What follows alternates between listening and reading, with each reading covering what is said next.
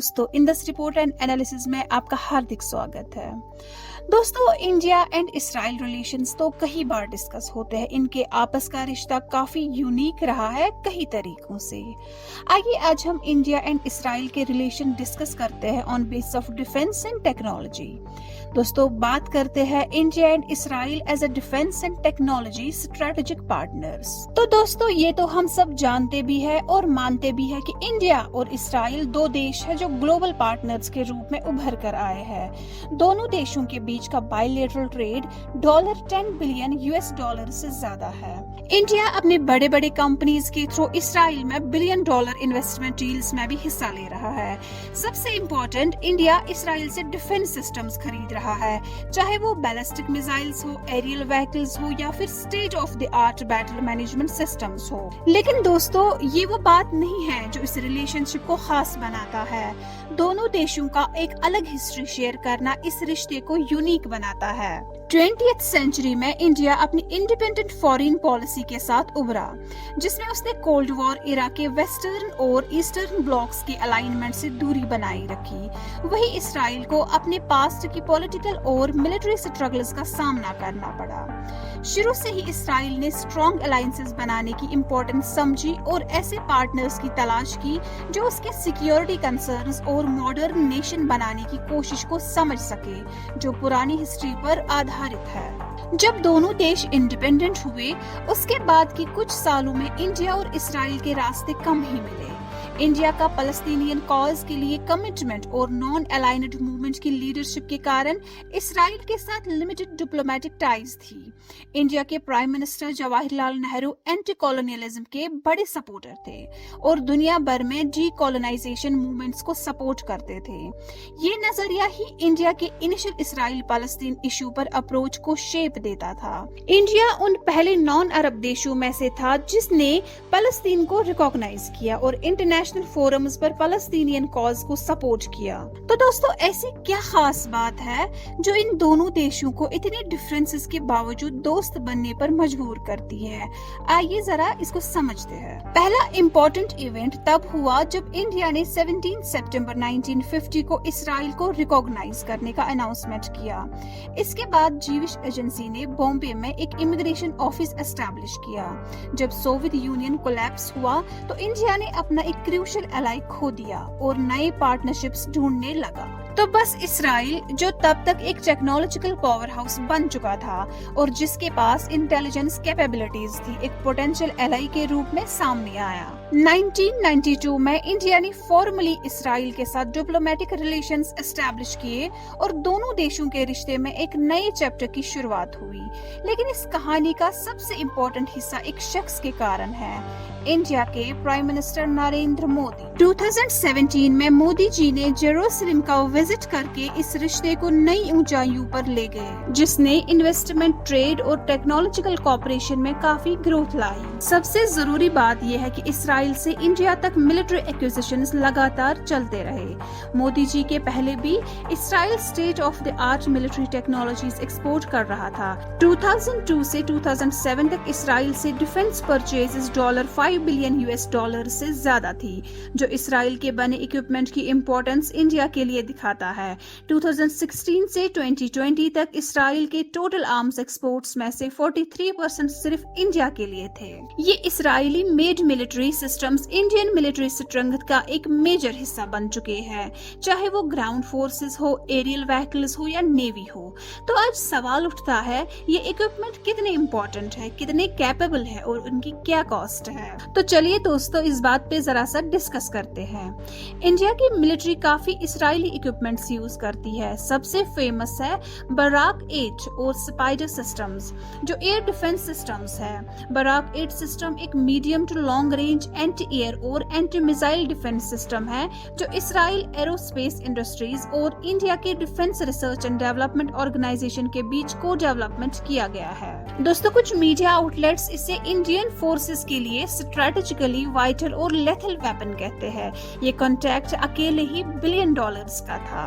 Barack 8 system के बाद spider system भी एक और शक्तिशाली फोर्स है। ये एक शॉर्ट और medium range mobile air defence system है जो राफेल एडवांस्ड डिफेंस सिस्टम्स ने इस्राइल एरोस्पेस इंडस्ट्रीज के साथ मिलकर डेवलप किया।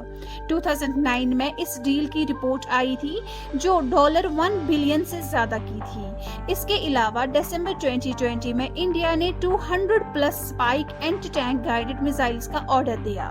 मिसाइल सिस्टम्स के अलावा इंडिया ने काफी अननेम्ड एरियल व्हीकल्स भी एक्वायर किए, जिसमें IAI हेरोन सर्वेलेंस और रिकॉन्सेंस के लिए शामिल है। दूसरे UAV वेरिएंट्स जो लिए गए हैं ये प्रोकर हो रहे हैं, उनमें IAI सर्चर और एल्बिट हर्म्स 900 शामिल है। टोटल पे रिपोर्ट्स के मुताबिक इंडिया ने 150 से ज्यादा सर्चर और हेरोन UAVs खरीदे हैं। 2019 में इंडिया ने IAI के साथ 50 और हेरोन UAVs के लिए एक $500 मिलियन का कॉन्ट्रैक्ट साइन किया था, जो इंडिया के मैरीटाइम डोमेन अवेयरनेस को इम्प्रूव करता है। दोस्तों, इंडिया ने फाल्कन एयरबोर्न वार्निंग और कंट्रोल सिस्टम भी मार्च 2004 में एक्वायर किया। एल्टा के साथ इन सिस्टम की डील 3 सिस्टम्स के लिए $1.1 बिलियन की थी, जो उस वक्त के लार्जेस्ट डिफेंस डील्स में से एक थी। 2020 तक इंडिया ने 2 और फाल्कन सिस्टम्स ऑर्डर किए जो एडिशनल $1 बिलियन के थे और पहले के मॉडल से ज्यादा एडवांस्ड होने की उम्मीद थी। इंडिया की रैडर एक्विजिशंस का सिलसिला 1998 में शुरू हुआ, जब उसने BFSR ELM 2140 रैडर सिस्टम खरीदा, जो 40 किलोमीटर तक टैंक्स, व्हीकल्स और ट्रूप्स डिटेक्ट कर सकता था। 2002 में राफेल एडवांस्ड डिफेंस सिस्टम्स के साथ एरोस्टेट रैडर्स के लिए $145 बिलियन का कॉन्ट्रैक्ट साइन किया गया। दोस्तों, ये सिर्फ कुछ इक्विपमेंट है जो इंडिया ने इसराइल से एक्वायर किए हैं और कई डील्स पब्लिक नहीं हुई है, जैसे कुछ रैडर इक्विपमेंट या मिसाइल सिस्टम्स को इंडिया के नेवल वेसल्स पर लगाया गया है, जैसे INS कोलकाता डिस्ट्रॉयर पर बराक 8 मिसाइल्स। इंडिया और इसराइल के मिलिट्री रिश्ते एक्विजिशन से आगे बढ़कर है। दोनों देश एक्सटेंसिव मिलिट्री एक्सरसाइजेस भी शेयर करते हैं। इन एक्सरसाइजेस में ब्लू फ्लैग एक्सरसाइजेस जो इसराइली एयरफोर्स होस्ट करती है, उनका स्ट्रेटेजिक इंपॉर्टेंस भी है। इंडिया ने 2017 में पहली बार इनमें हिस्सा लिया था, जिसमें उसने 45 मेंबर्स को भेजा था, जिसमें गार्ड कमांडर्स और एक C-13J एयरक्राफ्ट भी शामिल थे। और तब यानी 2017 के एक्सरसाइजेस में France, Germany, Greece, Italy, Poland और यूनाइटेड स्टेट्स जैसे देश भी शामिल हुए थे। 2021 में इंडिया ने अपने मायरेज 2000 और राफेल एयरक्राफ्ट के साथ इन एक्सरसाइजेस में हिस्सा लिया। इसी दौरान इंडिया के external affairs minister doctor S Jaishankar, जो उस वक्त इसराइल में थे, उन्होंने एक्सरसाइजेस के दौरान अलग अलग देशों के पायलट्स से भी मुलाकात की। इसराइल के बाद इंडियन एयरफोर्स ने इजिप्ट में भी एयर एक्सरसाइजेस में पार्ट लिया। मार्च 2021 में पहली बार इंडियन एयरफोर्स UAE के एयर एक्सरसाइजेस में शामिल हुई, जिसमें US, France, Saudi Arabia, south Korea और बहरीन के एयर फोर्सेस भी शामिल थे। नेवल एरिया में इंडिया के नेवल वेसल्स ने इसराइल के हाइफा पोर्ट का रेगुलर विजिट किया है। 1990s में इंडिया ने इसराइली पेट्रोल बोट्स जैसे सुपर डवोरा MK2 भी एक्वायर की थी। दोस्तों, टेक्नोलॉजिकली अगर हम देखें तो इसराइल के साथ कोऑपरेशन से इंडिया को बहुत फायदा मिला है।